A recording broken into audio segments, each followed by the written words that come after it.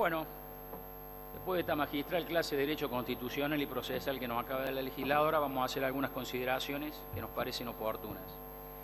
En primer lugar, nos sorprende que se haya dado cuenta de esta seria aberración que se ha cometido al redactar esta ley, cuando esta ley fue aprobada hace 14 días por esta legislatura y con el voto positivo del oficialismo de Unión por Córdoba. Evidentemente, no advirtieron, este proyecto se había presentado en el mes de agosto, o sea, tuvieron 5 meses para leerlo y recién 10 días después de aprobado se dan cuenta que se estaba violando el principio de inocencia.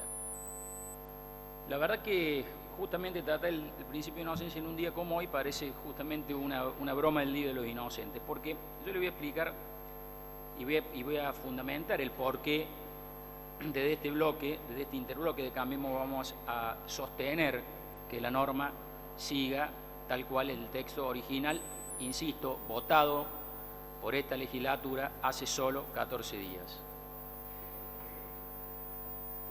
Todos sabemos lo que es el principio de inocencia y todos conocemos la Constitución, por lo menos tenemos la obligación de hacerlo porque somos legisladores.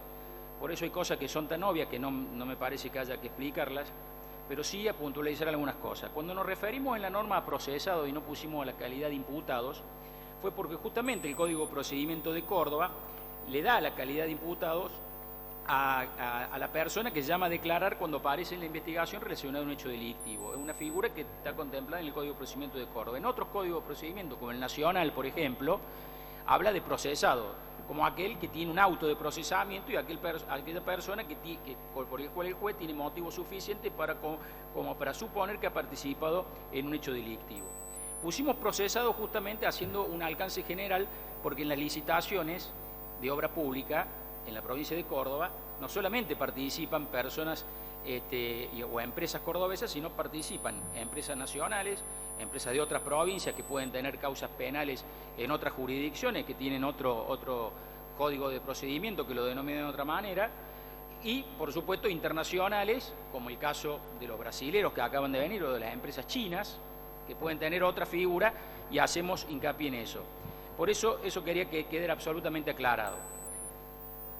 Segundo, es falso cuando dicen que el código, que la nación no lo prevé, que la nación, el régimen de contrataciones de la nación no lo prevé. Yo se lo voy a decir muy simplemente.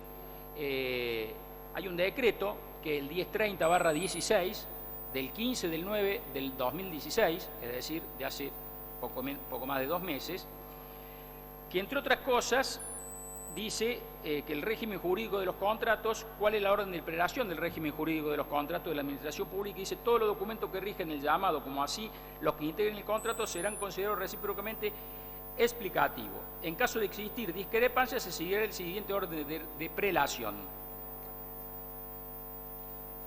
A. Decreto delegado 102301 y sus modificatorias. Muy bien. Nos vamos al decreto de 23, que es al que me hace referencia justamente el decreto que acaba de firmar el presidente Macri y su jefe de gabinete Marcos Peña. El decreto 1023/2001 es el régimen de contrataciones de la Administración Nacional. Si usted se va a su artículo 28, personas no habilitadas,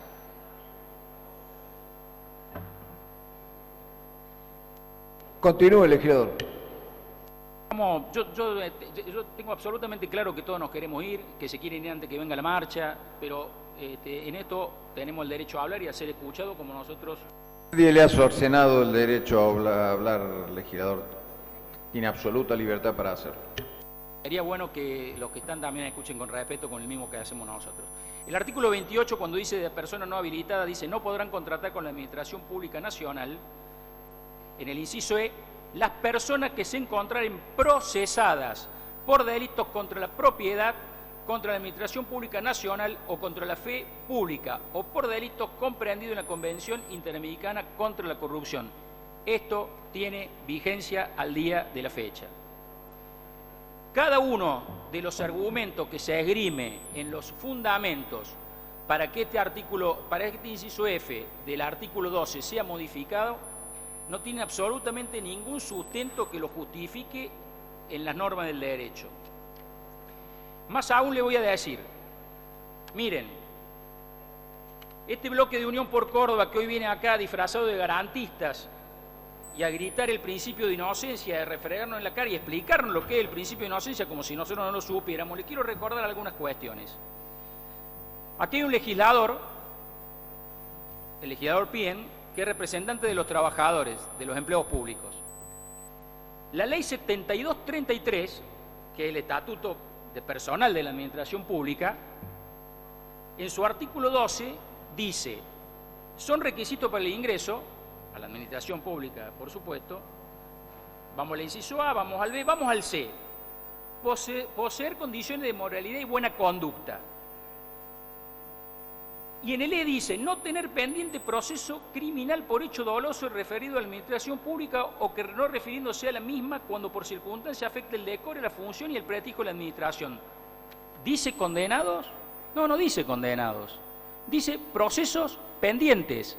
Es decir, lo mismo que decimos nosotros cuando hablamos de procesado. No olvidemos que, hagamos de cuenta que no existe esto. Vayamos a otro ámbito. ¿Saben ustedes que para ser permisionarios del servicio de taxi en la ciudad de Córdoba, si se tiene causas penales, o sea, si usted pide un certificado de buena conducta y le figura una contravención, escuchen bien lo que le digo, una contravención, ¿no puede? Porque la ordenanza es absolutamente clara y taxativa, que es la 10.270 respecto a cuáles son las condiciones, y dice claramente que no se puede tener causas penales pendientes para ser permisionado el servicio de taxi. Bueno, usted me dirá, bueno, el Estado, como dueño del servicio, se reserva la facultad de ver a quién le otorga la concesión del servicio. Pero hay algo peor, hay algo mucho peor. Los choferes tampoco pueden tener antecedentes penales. Los choferes, el que maneja el taxi, no el permisionario del servicio, el que maneja el taxi, dice, no puede tener antecedentes penales. Es decir, si usted quiere ser taxista, pide un certificado de buena conducta y le figura un antecedente, no puede. Por último, o para ir redondeando, porque sé que se quieren ir, y la verdad que ya mucho más para decir no hay, porque creo que ya ha sido demoledora la cantidad de elementos que le hemos acompañado para demostrar que esta situación no es como la están planteando. Le tiro otro dato. La ley 5805, en el estrado hay algunos abogados, que es la ley de ejercicio de la abogacía. De la abogacía, no de los tarotistas, no de los psicólogos, no de los ingenieros, de los abogados. Cuando habla de las sanciones y procedimiento disciplinario para abogados, insisto, se juzgan a sí mismos a través de su colegio. Suspensión preventiva, artículo 75. En caso de quedar firme la elevación a juicio por alguno de los delitos previstos en el artículo 2 de la presente ley, contra un abogado matricular, el tribunal podrá, previa vista al letrado en el término de 6 días, suspender preventivamente la matrícula. Abogados, ¿el principio de inocencia? ¿A dónde están los condenados? Díganme porque no los encuentro. Les doy otro dato más. Podría citarle innumerable cantidad de situaciones en las que, bajo ningún punto de vista y ninguna jurisprudencia de ningún punto del país, dice que estas situaciones son violatorias del principio de inocencia, porque cuando se ejerce el gobierno y se contrata, se ponen las propias condiciones de ética y de transparencia que se quieren poner. Si no la quieren poner, digan, miren, no queremos poner los procesados para no tener problemas, y bueno, y damos una discusión de orden político, pero no de orden jurídico, porque no, de esto que están planteando, sinceramente y lisa y llanamente, es una locura. Miren, cuando en el manejo de la pública se quiere ser discrecional, se lo es a todas luces. Si no, vamos al ejemplo, a lo mejor le suena. Hotel Ancenusa Miramar. En el Hotel Ancenusa de Miramar, la mejor cotización, la más conveniente, era una empresa que se llama Texma. Pero llamativamente la obra la ejecutó una empresa que se llama Ayasa Fombela, 30% más cara que la primera. ¿Cuál fue el argumento que encontró Lotería para eliminarla a Texma de la licitación?